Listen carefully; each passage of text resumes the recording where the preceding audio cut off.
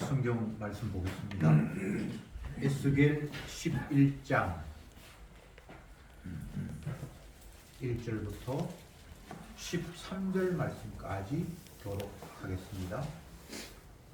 11장 1절에 때에 주의 신이 나를 들어 데리고 여호와의 전 동문 곧 동양한 문에 이르시기로 본즉 그 문에 25인이 있는데 내가 그 중에서 아술의 아들 야사냐와 브나야의 아들 블랴다를 보았으니 그들은 백성의 방백이라. 그가 내게 이르시되 인자야, 이 사람들은 우리를 긁고 이 성중에서 악한 꾀를 베푸는 자니라.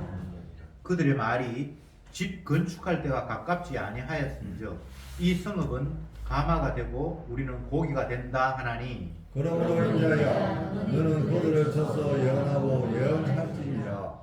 여호와의 신이 내게 임하여 가라사대 너는 말하기를 여호와의 말씀에 이스라엘 족속아 너희가 이렇게 말하였도다.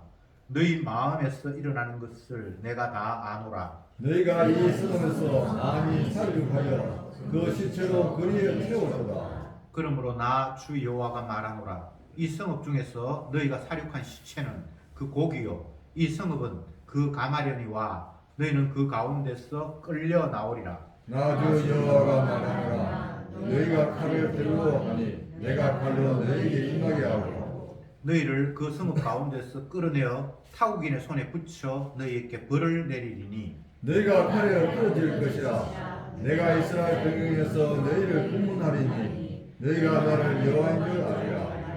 이 성읍은 너희 가마가 되지 아니하고 너희는 그 가운데 고기가 되지 아니할지라. 내가 너희를 이스라엘 변경에서 공문하리니 너희가 나를 여호와인 줄 알리라. 너희가 내 윤례를 행치 아니하며 규례를 지키지 아니하고 너희 삶에 있는 이방인의 규례대로 행하였느니라 하셨다 하라. 이에 내가 예언할 때에 브나야의 아들 블랴다가 죽기로 내가 엎드려 큰 소리로 부르짖어 가로되 오호라 주 여호와여 이스라엘의 남은 자를 다 멸절하고자 하시나이까 하니라.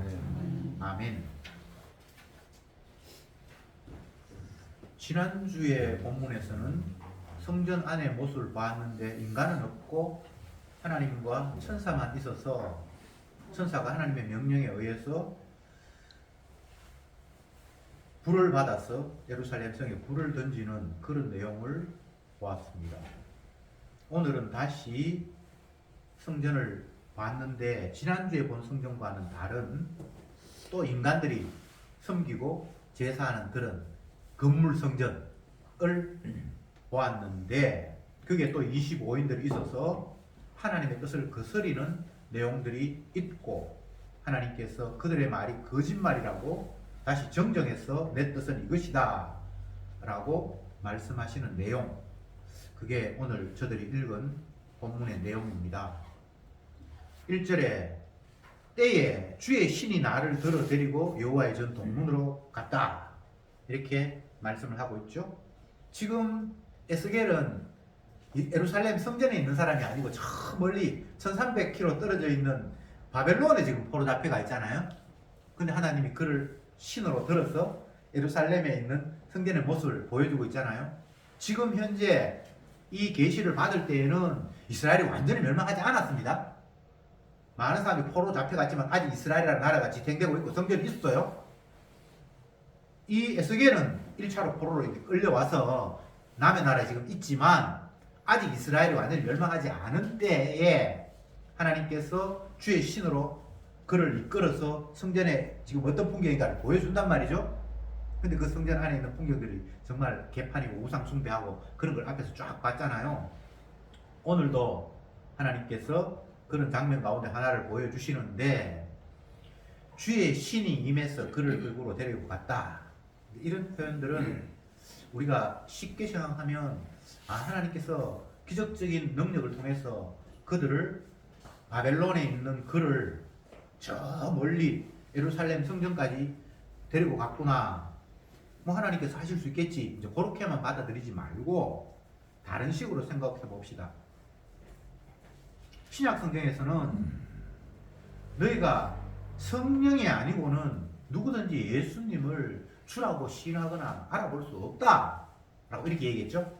구약에는 성신, 신약에는 성령, 구약에는 이제 성신 이렇게 되어 있는데, 성령이 아니면 예수님을 주라고 시인할 수 없다. 그 말은 예수 못 알아본다는 거죠. 성령이 임해야만 저분이 하나님 보내신 메시아구나를 알아볼 수 있다는 이야기잖아요. 요걸 구약에 적용을 하면 주의 신이 임하지 않으면 하나님의 하시는 일을 못 알아보고 그냥 이 땅에 펼쳐지는 모든 일들을 그냥 나의 경험과 지식으로 세상이 이렇구나라고 알아볼 수밖에 없다는 거예요. 성령이 임하면 내 육신의 안목과 경험으로 바라보는 것과 다른 주님의 안목으로 뭔가를 볼 수 있다는 이야기예요. 무슨 말인지 아시겠습니까? 그래서 여기서 에스겔에게 성신이 임했다라는 것은 자기의 안목이 아닌 주님의 안목으로 이제 뭔가를 지금 본다는 거예요. 만약 주님의 안목이 아닌 성신이 임한 자의 안목이 아닌 그냥 일반 인간이 지금 성전 안에서 펼쳐지는 모습을 보면 에스겔 같은 이런 안목과는 다른 안목이 보일 거예요. 무슨 말인지 아시겠습니까? 지금 우리가 여기 모여 있는데 그냥 우리의 안목, 인간의 안목을 가지고 이 모임을 보는 것하고 주의 영이 임해서 주님께서 보여주시는 안목하고는 전혀 다르다는 이야기를 제가 하고 있는 겁니다. 똑같이 보는데 한 사람은 전혀 다르게 이야기를 하고 또 다른 사람은 또 다르게 이야기를 하고, 이게 왜 그렇습니까? 성신이 임한 자와 임하지 않은 자의 차이예요. 오늘날 성경을 펴놓고 이게 하나님의 뜻입니다라고 말하는 설교가 뭐 엄청나게 많고 성경 읽는 사람들도 많고, 그런데 그분들이 보는 안목이 달라요. 대상은 똑같은데 해석이 달라요. 이게 무슨 말인지 알겠죠? 주의 안목, 주의 영으로 깨닫게 하셔서 보게 하는 자와 그냥 자기의 안목으로 보는 자는 천냥지 차이가 날 수밖에 없습니다. 하나님은 자기 백성에게 성신을 주어서 당신의 뜻을 알려주십니다. 오늘 본문에는 에스겔 같은 사람에게 왜 너희들이 바벨론으로 포로 잡혀갔고 지금 왜 그들이 그 안에서 엉망진창이 되어 있는지를 하나님의 안목에서 자기 백성 이 에스겔에게 지금 보여주시는 거예요. 나머지는 성신이 임하지 않았기 때문에 자기 관점으로 바벨론으로 포로 잡혀간 걸 이해하고 자기 관점으로 성경에서 일어나는 일들을 해석할 수밖에 없겠죠. 그리고 에스겔의 해석과는 전혀 다른 거예요. 성령을 받지 못한 사람들이 이스라엘 백성들의 일부가 바벨론으로 포로 잡혀가 있고 에스겔도 그쪽에 잡혀가 있고 아직도 이스라엘 성전에서 그 예루살렘에 남아있는 자들이 있고 그들 나름대로 삶이 있고, 성령 못 받은 사람들 어떻게 해석을 하는가 하면 이 성경에 다 기록되어 있습니다. 다른 성경에 뭐 이사야, 에레미야 이런 데 보면 어떻게 해석을 하는가 하면 하나님께서 우리를 사랑하시는데 우리가 잘못을 범하고 온전히 하나님만 섬기는 것이 아니라 욕망에 따라서 우상도 섬기고 세상하고 타협하고 하니까 하나님이 우리를 벌 주기 위해서 성도 가운데 일부를 바벨론으로 포로 잡혀가게 하셨는데 우리가 정신 차리고 회개하면 하나님께서 다시 우리나라를 강하게 하실 것이다 라는 게 성령 못 받은 그 당시에 선지자라 하는 사람들의 상황 해석이었어요. 그런데 에스겔 같이 성신이 임한 에레미야는 뭐라고 이야기하는가 하면 잠시 있다 오는 거 아니야. 하나님이 우리를 그곳에 불러가시는데 이제 여기는 성전이고 뭐고 다 불타 없어질 것이고 잠시 있다 오는 게 아니니까 그쪽에서 오래 살아야 되니까 집도 짓고 결혼도 하고 너희 집이다 생각하고 그쪽에서 살아. 이렇게 에레미야가 이야기를 해요. 물론 하나님께서 가르치신 이야기죠. 그런데 거짓 선지자들은 주의 신이 임하지 않으니까 그거는 결코 하나님의 뜻이 아니야. 제 에레미야는 지금 거짓말을 하고 있어. 하나님의 민족이 어떻게 이방인에게 포로 잡혀가서 이 나라가 성전이 불탈 수 있어? 결코 그런 일은 일어나지 않을 거야. 지금은 하나님이 화가 나셔서 일부를 포로 잡아 갔는데 우리가 정신 차리고 회개하면 다 원상 복귀할 거야 라는 게 성령 못 받은 사람들의 상황 인식이었어요. 자, 이 이야기를 오늘날 우리 시대의 상황으로 한번 견주어서 해석해 봅시다. 성령이 없는 사람은 이 세상을 어떻게 읽습니까? 물론 그것도 다양한 의견이 있겠지만 이 세상이 우리가 살 공간이에요. 이 세상 말고는 인간이 살 수 있는 공간이 없어요.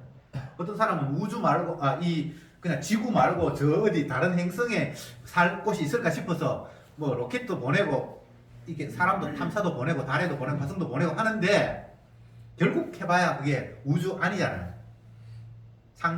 이 창조 세계 아니잖아요.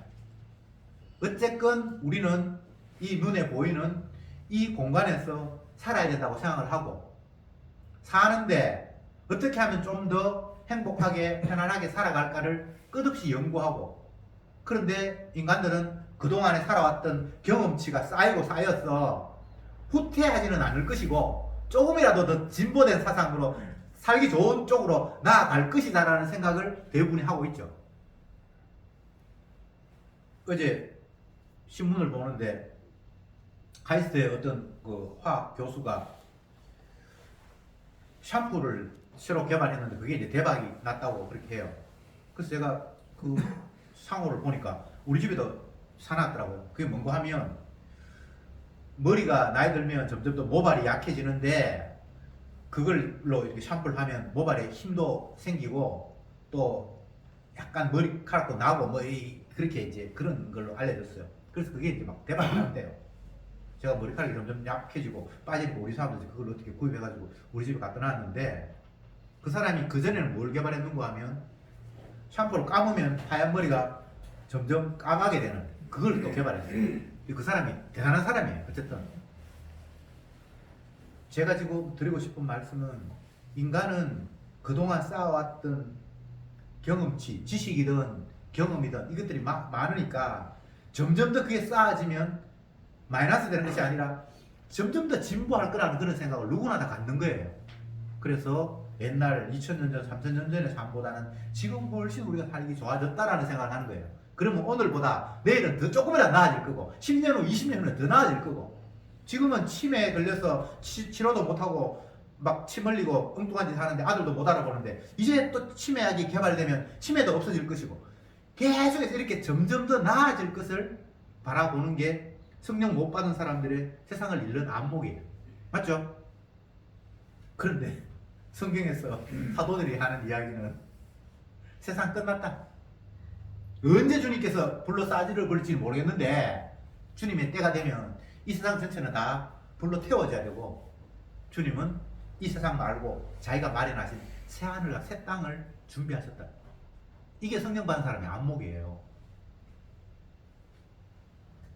달라도 너무 다르죠. 이걸 가지고 이 안목보다는 이 안목을 가지면 마음이 훨씬 편하겠구나. 나는 이 안목을 취해야 되겠다. 그렇게 지사선택할 수 있는 게 아니에요. 성령의 은혜가 없으면 절대 성령의 안목을 가지고 이야기하는 그 말씀이 내게 받아들여지지 않아요. 그냥 선악적인 내 인간 관점에서 볼 수밖에 없어요. 믿으십시오. 믿으면 됩니다. 믿을 수가 없어요. 믿으면 되는데 믿음이 하나님께 주셔야 되는 거예요. 이게 성경이 하는 이야기예요. 아무리 열심히 새벽기도 하고 금식하고 성실하고 봉사하고 인간의 노력으로 주어지는 게 아니에요. 조금 더 말씀을 보겠습니다. 3절에 그들의 말이 여기에는 성전 안에 있는 25인들 방백들 그들의 말이 집 건축할 때가 가깝지 아니하였은즉 이 성읍은 감화가 되고 우리는 고의가 된다 하나니 하나님께서 에스겔에게 말씀을 하십니다. 성전 안에 방백들이 25명이 모여 있는데 그들이 백성들을 꿰고 엉뚱한 짓 하는데 그들은 꿰일 생각이 없어요. 지가 아는 걸 자기 경험상 아는 걸 백성들에게 지도자니까 해야 할 의무가 있잖아요. 이들은 자기가 거짓말 시킨다고 생각 못해요. 자기가 그동안 경험했고 배웠고 율법을 알고 하나님께 기도하고 나름대로 내 가진 지식을 가지고 오늘 이 세상을 읽어보니까 이스라엘 환경을 보니까 거짓 선지자 에레미야는 저쪽 다른 나라 바벨론 가서 그희들이 금방 너희들이 못 오니까 그래서 아들 낳고 딸 낳고 집 짓고 잘 살아라. 이 성전은 다 불타고 예루살렘은 없어질 거야 우리 얘기했는데 이들은 그렇게 말하지 않고 집 건축할 때가 가깝지 아니하였다. 그런 날은 아직 안 왔다.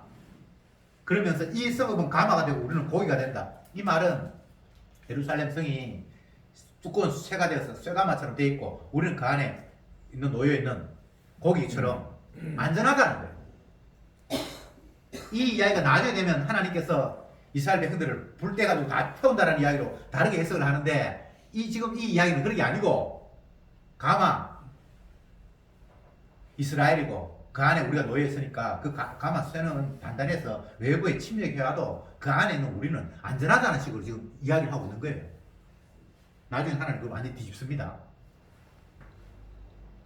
그러니까 계속해서 성령을 못 받았으니까 자기 안목으로 우리는 괜찮아를 지금 이야기하고 있는 거예요.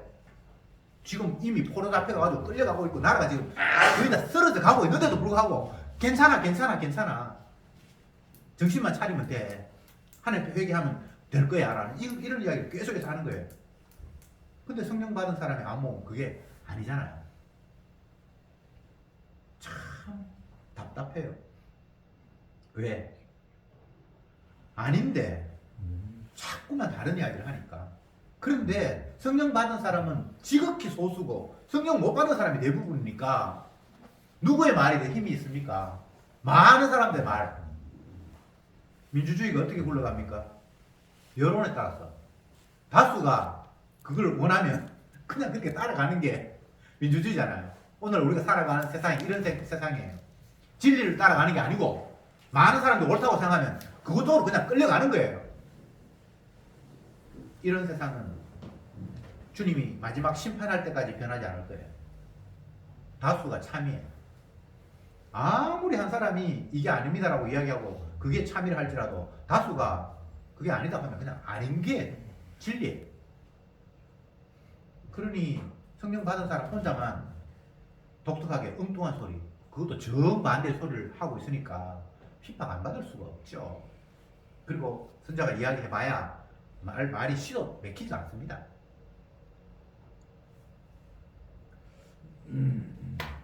주님은 끝없이 우리들에게 너희들은 죽었다 깨나도 안 돼. 내 말을 지킨다고? 웃기고 있네. 내가 너희들에게 율법을 주신 이유는 너희들이 지킬 수 있다라고 해서 준 것이 아니라 너희가 얼마나 내 뜻과 배치되게 못되게 살아가는 것을 보여주기 위해서 내가 율법을 주셨어 라고 이야기를 해도 그들은 그런 말에 귀도 기울이지 않죠. 지키면 복 받는다고 했으니까 지켜서 내가 복 따내야지. 이거 말고는 다른 의지가 없어요. 5절 말씀 봅시다. 여호와의 신이 내게 임하여. 계속해서 1절에도 그렇고 5절도 이렇게 이야기한 이유는 에스겔 본인의 안목이 아니라는 겁니다. 사람의 안목이 아니라는 거예요. 주님의 신이 임해서 주의 안목으로 지금 뭔가 보게 됐다는 겁니다. 다시 5절에 여호와의 신이 내게 임하여 가라사대 너는 말하기를 여호와의 말씀에 이스라엘 족속아 너희가 이렇게 말하였도다. 너희 마음에서 일어나는 것을 내가 다 아노라. 너희가 이 성읍에서 많이 살육하여 그 시체로 거리에 채웠도다. 그러므로 나 여호와가 말하노라. 이 성읍 중에서 너희가 살육한 시체는 그 고기요 이 성읍은 가마가 되리니와 너희는 그 가운데 끌려 나오리라. 나 주 여호와가 말하노라. 너희가 칼을 두려워하니 내가 칼로 너희에게 임할 것이고 너희를 이 성읍 가운데서 끌어내어 타오기는 손에 붙여 너희에게 벌을 내리리니 너희가 칼에 엎드질 것이라. 내가 이스라엘 변경에서 너희를 국문하리니 너희가 나를 여호와인 줄 알리라. 하나님이 에스겔에게 하신 말씀은 그 성전 안에서 방백들이 세상을 해석하면서 안전할 것이다. 가마와 같은 이 이스라엘 안에 우리가 고기처럼 놓여 있으니까 결코 외부에서 침략하지 못하고 우리가 보호받을 것이다 라고 이렇게 얘기를 하는데 주님은 전혀 그렇게 이야기하지를 않고 결국은 너희들이 그 가마에서 끄집어내서 이방 땅에 끌려가서 칼에 죽고 심판을 당할 것이다 라고 선지자에게 알려주셨습니다. 우리가 여기에서 생각해 보아야 할 것은 하나님은 어떤 식으로 일하시는가. 흔히 우리가 주의 일이다 주의 일이다라고 하는데 성경에서 말하는 주의 일은 어떤 양상으로 드러나는가를 좀 생각해 볼 필요가 있습니다. 첫 번째로 말씀드릴 것은 주의 일은 사탄의 일을 멸하면서 펼쳐집니다. 이 세상은 두 권력이 있어요. 마귀가 이 세상을 장악했어요. 사탄이 자기의 권세로 이 세상을 움직이고 있어요. 근데 주의 일은 주가 나타나셔서 이 사탄의 일을 멸하는 식으로 주의 일이 펼쳐집니다. 이게 주의 일의 특징이에요. 주님이 그냥 자기 기쁘신 일을 하기는 하는데 그 주님의 일하심의 모습은 사탄의 일을 멸하시면서 자기 일을 펼친다고요. 그게 성경에 나오는 이야기예요.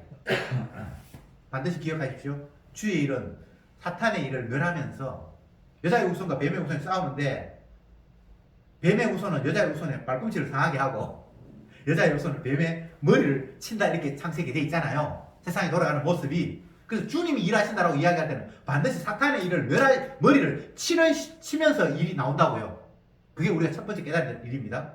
뭐 주의 일 그러니까 뭐 은혜롭고 뭐 어쩌고저쩌고 그런 식으로 막연하게 우리가 그냥 좋은 걸 생각하는데 그렇게 생각하지 말고 성경에 계시된 대로 주의 일이 펼쳐질 때는 마귀의 일을 멸하면서 일이 전개된다. 그렇게 첫 번째 이해를 하시고요. 그러면 마귀의 일이 뭔가? 마귀의 일은 예수 그리스도의 십자가를 가리는 거예요. 주님이 십자가 지신 것을 의미 없게 만들어 버리는 거예요. 그게 마귀의 일입니다. 그렇게 성령의 일은 그걸 박살낸다는 거죠. 성도는 이미 예수님의 피로 정죄함이 없는 세계에 들어왔어요. 결코 정죄함이 없어요. 이미 예수의 피로 덮어버리니까 피로 덮었는데 그 성도에게 정죄한다는 거 있을 수가 없는데 이게 주님의 일하심인데 마귀는 계속해서 정죄함이 있는 것처럼 우리를 유혹해요. 너 그러다가 벌 받아. 너 그러다가 지옥 갈 수 있어. 너 그러다가 뭐가 잘못될 수 있어. 성도는 이미 주님의 피로 정죄함이 뭘 어떻게 해도 그것 때문에 달라지는 게 없는 게 주님의 일하심이거든요. 근데 마귀는 계속해서 우리를 불안정하게 만들고 정죄함이 없는 세계에 들어온 것이 아니라 너가 잘못하면 지금도 정죄받을 수 있다라는 식으로 하나님의 뜻과는 다른 이야기를 우리에게 계속해서 속닥 그러고 있습니다. 그럴 때 성령이 오면 그 마귀의 일을 완전히 박살내고 너희는 이미 정죄함이 없는 세계에 이르렀다라는 것, 주님의 피가 너희를 모든 죄에서 깨끗게 했다는 것으로 다가오는 겁니다. 이게 주님의 일하심의 모습이에요. 지금 에스겔은 남의 나라에 포로에 잡혀와 있습니다. 이게 은혜 안에서는 정죄받는 게 아니에요. 이미 예수 그리스도의 보혈의 피 안에서 정죄함이 없는 세계에 지금 있어요. 예루살렘에 있든 바벨론에 있든 성도는 이미 정죄함이 없는 세계 안에 놓여 있어요. 그래서 이 상황을 마귀가 우리가 하나님 앞에서 불순종해서 벌 받는다 이런 식으로 생각하지 않아요. 물론 죄를 범한 건 사실이에요. 그러나 이 상황이 부정적이거나 빨리 벗어나야 되거나 그런 것이 아니라 마귀를 더 이상 꼼짝 못하게 만드는 마귀의 일을 멸하시는 주님의 작전 가운데 지금 이게 있는 거예요. 성전이 멸망하는 것도 세상적인 관점 보면 마귀가 이겼다. 이제 더 이상 이스라엘은 의미가 없고 하나님의 백성들은 무능하고 성전마저 기능도 제대로 못하고 무너져 버리니까 이 성전은 의미가 없네라고 그들은 받아들이잖아요. 근데 그게 아니라 요 일이 하나님이 마귀의 일을 멸하는 일이에요. 마치 예수님께서 하나님의 아들로 이 땅에 오셨는데 힘없는 인간들에 의해서 잡혀서 십자가에서 그냥 죽어버렸어요. 마귀의 관점에서는 이 예수님의 아들 아니냐 거짓말이야 라고 이렇게 해석을 하죠. 근데 그게 마귀의 일을 완전히 멸하시는 주님의 최후 승리였어요. 무슨 말인지 아시겠습니까? 마귀의 생각과 성령의 일을 주님의 생각과 전혀 달라요. 마귀는 저가 이겼다고 생각하는데 주님은 결국 자기가 죽음으로 말미암아 더 이상 자기 백성을 정죄함이 없는 세계 피를 뿌려서 깨끗하게 만드는 일을 온전히 승리하셨어요. 이게 성령께서 깨닫게 해주신 주님의 일을 제대로 보는 안목이에요. 너무나 반대지 않습니까? 하나님의 아들이 죽었는데 성도는 최후 승리를 상송하는 상황이 됐고 마귀는 저가 승리했다라고 그렇게 이야기하고 이 에스겔로 이야기하면 이스라엘이 남의 나라에 포로 잡혀가지고 끌려가고 이쪽에도 엉망진창이 됐는데 마귀는 이제 우리가 이겼다. 이스라엘 하나님의 백성들은 힘없어 라고 이렇게 얘기를 하는데 주님은 마귀의 일을 지금 멸하는 일이에요. 더 이상 마귀가 힘을 못 쓰도록 만드는 방법 중에 주님이 이렇게 취하시는 거예요. 어렵죠? 인간의 관점에서는 하나님의 일하심을 이해할 수가 없어요. 오직 주님의 은혜가 임해서 주님의 죽으심이라는 관점을 바탕에 깔고 역으로 주님의 십자가의 안경을 끼고 세상을 보면 그게 무슨 말인지 이제 깨달아지는 거예요. 십자가의 안목이 아니면 그냥 이 거짓 선지자 또 이 본문에 나타난 성전의 안에 있는 뭐 사람 두 사람 이름이 나오는데 방백이라고 했잖아요. 이들의 안목 말고는 다른 안목을 가질 수가 없어요. 끝까지 내가 사는 이 나라 나 하나님이 지켜줄 거야. 어떤 일이 있어도 우리는 지금 힘들지만 다시 회복될 거야. 이게 성령 없는 사람의 안목이고 에스겔처럼 하나님의 안목은 무너져. 너희들은 바벨론으로 끌려갈 거야. 근데 그게 낙담할 일이 아니야. 결국은 마귀가 너희들을 정죄하지 못하도록 내가 마귀의 일을 멸하는 작업이야 라고 주님이 말씀하신다 이 말입니다. 성도에게는 망함이라는 게 없어요. 성도는 이미 주님께서 자기 피로 갚고 산 생명이기 때문에 그것을 로마서 다른 구절에서는 환난이나 기근이나 적신이나 위험이나 뭐 칼이랴 결코 우리를 그리스도의 사랑에서 끊을 수 없다라고 확정적으로 말씀하고 있죠. 그런데 마귀는 환난을 막 주면서 이 에스겔처럼 막 이스라엘 백성들을 막 흔들면 그들이 주님으로부터 끊어지고 신앙을 버리고 이런 식으로 생각을 하잖아요. 근데 결코 그런 일은 있을 수 없다는 겁니다. 퀴즈를 하는데 곡식, 알과 죽정이를 이렇게 나눌 때 퀴즈를 하는 거 알잖아요. 이렇게 할 때에 바람이 불면 불수록 알곡은 계속해서 키 안에 점점 더 안전빵으로 안쪽으로 들어가고 쭉대기는 다 날아가 버리는 거예요. 주님이 세상을 날마다 퀴즈를 해요. 자기 백성은 자기 품으로 들어안고 아닌 것들은 다 쭉정이 날려보내듯이 날려보낸 일을 주님이 하시는 거예요. 나는 알곡이 돼야지, 나는 쭉정이가 되면 안 돼. 그게 아니고 주님이 자기 피로 산 알곡은 풍랑이 일고 바벨론의 포로로 끌려가고 뭐 이런 일이 벌어지면 벌릴수록 이게 지금 퀴즈를 하는 거거든요. 쭉대기는 다 날아가라. 알곡만 오라. 주님이 자기 백성을 더욱더 안전하게 자기 품에 안으시는 작업이고 또 바꾸어 이야기하면 사탄이 하나님의 일을 계속해서 방해하는데 더 이상 일하지 못하도록 쳐내는 그런 일이 주님의 일하심의 모습입니다. 그러니까 주님이 어설프게 일하시는 분이 아니에요. 완벽하게 더 이상 누가 손댈 수 없도록. 그래서 주님은 십자가를 지시면서 다 이루었다. 완료형. 이제 거기서 뭔가 더 첨가하거나 뭐 할 게 없어요. 완벽하게 아버지가 내게 맡긴 생명 구원하기 위해서 나는 이제 모든 일들을 완성했다 라고 선언하신 겁니다. 이게 성령의 안목이에요. 근데 마귀는 아직도 미흡해. 아직도 너희들이 뭘 더 해야 돼. 네가 그러다가는 잘못하면 떠내려갈 수 있어. 네가 쭉정이가 될 수 있어. 주님 품에서 네가 떠날 수 있어. 완성됐는데 마귀는 아직 미완성이라고 우리를 계속해서 유혹하고 있죠. 그런 생각이 들거들랑 마귀가 또 장난치고 있네라고 그냥 무시하시면 됩니다. 주님의 말씀이 맞지 마귀의 이야기가 맞을 리가 있나요? 그럼에도 불구하고 끝없이 우리에게 속삭거립니다. 성경 한 구절 봅시다. 예레미야 17장 9절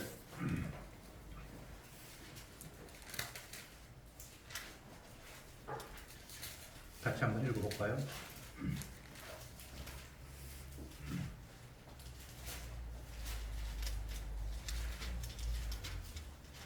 (17장 9절) 같이 읽어봅시다. 시작. 만물내다 거짓되고 심히 부패한 것은 마음이라 누가 능히 이를 알려나니. 만물보다 심히 부패한 것이 마음이래. 인간의 마음이래. 이걸 도대체 누가 알겠냐? 인간의 마음은 심히 부패했어요. 근데 이 마음을, 부패한 마음을 뭐 어떻게 좀 부패하지 않게끔 이렇게 할 수 있냐 하면 그런 건 없어요. 음식이 상하면 그걸 뭐 끓인다든지 냉동시킨다든지 그런 방법이 안 되잖아요. 그냥 버려야 되잖아요. 인간의 마음은 쓸모가 없어요. 더 범위를 넓히면 인간은 쓸모가 없어요. 그냥 버려야 돼요. 저와 여러분들은 그냥 버림 받아야 돼요. 그러면 또 덜 큰 겁이 나잖아요. 내가 버림받으면 그럼 난 지옥 간단 말인가? 그런 이야기가 아니고 나는 버림받고 주님이 새로운 나를 만드시는 거예요. 그걸 새로운 피조물이다. 성경에는 그렇게 이야기해요. 예수 믿는 사람이 예수 믿기 전에 모르다가 이제 예수님 만나서 새로운 피조물이 되었다. 이렇게 생각하니까 아 이제 내가 달라졌으니까 병도 안 걸리고 안 죽어도 되겠구나 이렇게 생각하는 사람이 있는데 그렇지 않아요. 우리는 다 거짓되기 때문에 만물보다 부패했기 때문에 이거 더 이상 쓸모가 없어요. 버려요.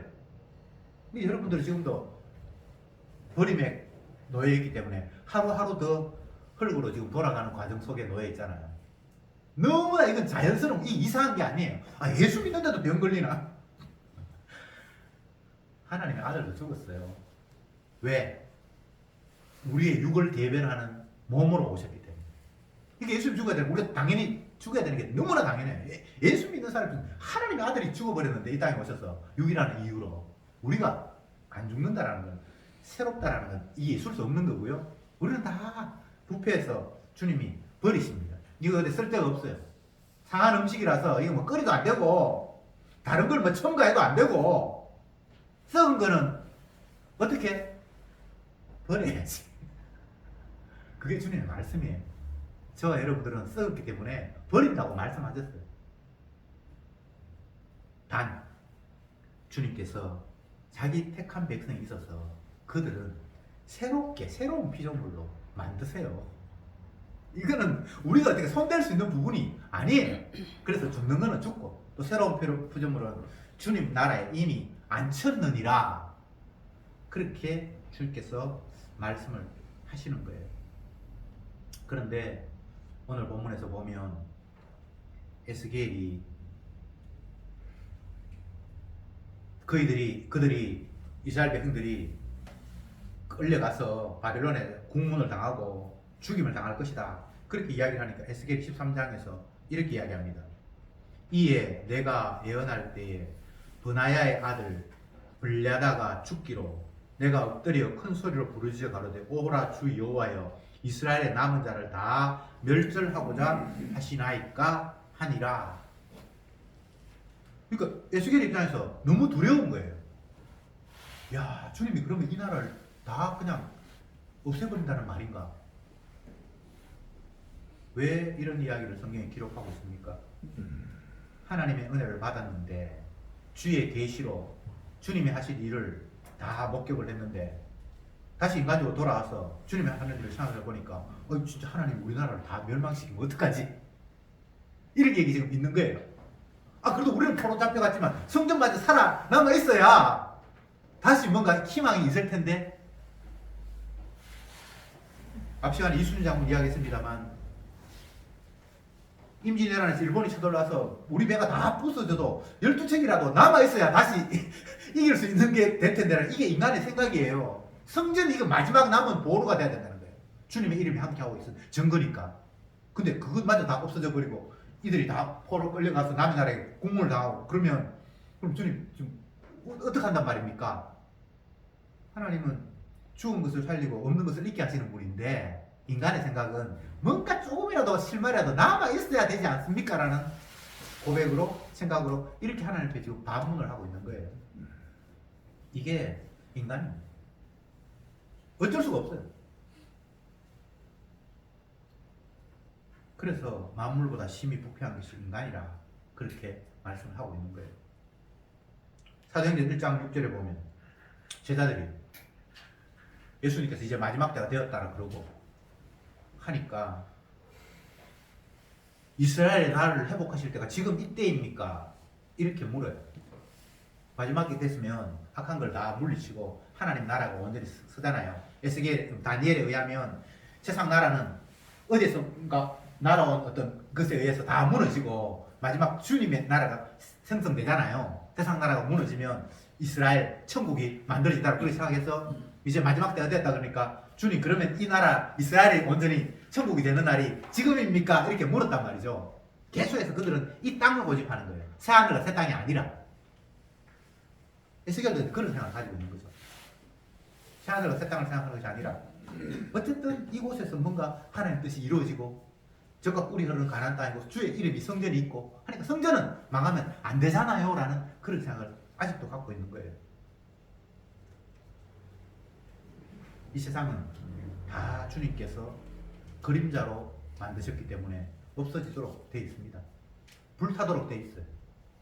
성경이 한없이 반복해서 하는 이야기가 그 이야기예요. 너희는 죽는다. 그러나 너희 생명은 하나님 안에 이미 감춰져 있느니라. 그러면서 모든 육체는 그 모든 육체라는 말은 사람 몸만을 이야기하는 게 아니고 이 땅에 피조되는 모든 피조 세계들은 잠시 다 사라져 버립니다. 거기에서 뭐 영광이 있다, 화려하다 그거 잠시 꼽히는 거하고 똑같아. 결국은 다 떨어지고 없어질 거야. 어제 유퀴즈라는 걸 봤는데 지난 거 봤는데 그 고원정이라는 사람 고원정이 뭐였다 무슨 사람이 나왔는데 그 사람이 뭐 모래시계 하고 한창 인기를 끌 때 미스 코리아 되고 24살에 유명한 우리나라의 재벌하고 아들하고 결혼을 해가지고 연예계도 떠나고 거기서 한 뭐 결혼 생활 9년 10년 하다가 이혼을 하고 다시 이제 TV에 나오고 뭐 그렇게 하는 사람이 나왔는데 그 사람이 하는 이야기가 진짜 옛날 그때 모래시계 할 때는 자기가 그 정도로 사람들에게 사랑을 받고 인기를 얻었는 줄도 몰랐다는 거예요. 나중에 한참 지나고 보니까 많은 사람이 자기를 원망하는데 당신은 우리의 스타인데 결혼함으로부터 사라져버려서 우리의 희망을 빼앗아갔다 뭐 이런 식으로 이야기하고 해서 정말 사람들이 나를 원했구나를 나중에 깨달았다는 거예요. 그래서 자기 결정이 잘못됐다라고 그렇게 생각했다는 거예요. 근데 그런 관점 말고 성경의 관점으로 자기가 자기를 고백하면 그래 이 땅의 영광은 잠시 있다 사라져버릴 것이야 이렇게 딱 정리하면 참 편한데 그때 내가 그런 식의 선택을 하지 않았다면 지금도 내가 스타가 됐을 텐데 라는 이런 뉘앙스 전혀 복음과는 상관이 없는 은혜 받지 못한 선악적인 관점에서의 안목이죠. 여러분 이 세상의 모든 영광 세상과 함께 다 없어질 것입니다. 그림자가 있는 것은 이 세상은 그림자와 같은 것인데 그림자가 있는 것은 실체가 따로 있음을 보여주는 역할이에요. 그래서 그림자 보면 안 되고 이 그림자가 왜 비치지 하면서 이 실체를 바라보게 하시는 거잖아요. 이 땅은 이 세상은 영원한 세상이 있음을 보여주기 위해서 사라질 세상으로 만들어 놓으셨습니다. 그게 하나님의 말씀이잖아요. 그러면 그 말씀 보면서 그래 그림자와 같은 세상 언제까지 하나님께서 이 그림자가 있을지 모르지만 결국은 사라져 버릴 것이다라는 마음을 갖는다면 여러분 이 땅에서 자잘한 일 때문에 울고 웃고 할 일이 없어요. 그냥 사라져 버릴 것들인데 그래서 내가 일부러 없앨 필요는 없고 내가 없앤다고 없어지는 거 아니에요. 아이고 나는 뭐 천국 백성인데 빨리 죽어야지 그건 자기 욕심이고 고생하도록 고생하고 또 정인 노릇하도록 하고 또 우리가 가짜라는 사실을 보여줘야 되고 날마다 우리는 가짜인데 그러면서 가짜라는 역할들이 하는 이야기는 진짜 따로 있어요 라는 걸 이야기하는 가짜 그냥 나는 가짜입니다 뭐 그렇게 큰 소리 치는 게 아니고 참이 따로 계시잖아요. 내가 백날 해봐야 내 하는 일 때문에 하나님 영광이 아니고 주님이 십자가를 통해서 하신 일 때문에 되잖아요 라고 내 하는 것을 아니라고 부정하기 위해서 우리를 시키는 거예요. 정리합시다. 주의 일은 마귀의 일을 멸하면서 펼쳐지는데 그 과정에서 우리가 생각하는 것처럼 승리하는 것이 아니라 세상의 관점에서는 오히려 실패하는 모습처럼 보여요. 예수 십자가 못 박히심처럼 이스라엘 백성들이 남의 나라에 포로 잡혀가서 나라가 엉망이 되는 것처럼 실패하는 모습을 보여요. 그러나 그것이 주님의 온전한 승리의 모습인데 그 과정 속에서 주님의 이름은 오롯이 남고 나머지 인간의 이름은 다 삭제되는 식으로 주님의 일이 펼쳐집니다. 이거 기억하셔야 됩니다. 주님의 일하시면 마귀의 일을 멸하는 건데 마귀는 주님을 자꾸 가리잖아요. 근데 주님의 이름만 오롯이 드러나는데 그렇게 되기 위해서는 인간의 이름이 삭제돼야 된다고. 사람의 행위가 다 덮여야 된다고. 왜? 주님의 하신 일만 오롯이 드러나야 되니까. 이게 주님의 일하시는 모습이고 이 당시에는 이런 식으로 이스라엘이 남의 나라에 포로 잡혀가고 성전 안에 엉망이 되는 모습으로 주님이 주의 일을 하십니다. 지금도 주님이 마귀의 일을 멸하시는 일들이 계속해서 우리에게 펼쳐지고 있습니다. 기도합시다. 주님 감사합니다. 오늘도 주께서 일하심의 모습을 성경을 통해서 확인케 하시니 참으로 감사합니다. 어리석은 인간의 안목으로 세상을 바라보는 일이 이제는 얼마나 바보스러웠던가를 깨닫게 되오니 주여, 주님께서 말씀하시는 세상, 주님께서 일하심의 모습을 바라보면서 이 일이든 저 일이든 내가 힘들든 편안하든 그런 것과 연관이 있는 것이 아니라 주님이 최후 승리하셨다는 모습을 온전히 십자가를 통해서 당신의 이름만이 우뚝 섰다는 사실을 확인하면서 감사, 찬양케 하옵소서. 예수님의 이름으로 기도드리옵나이다.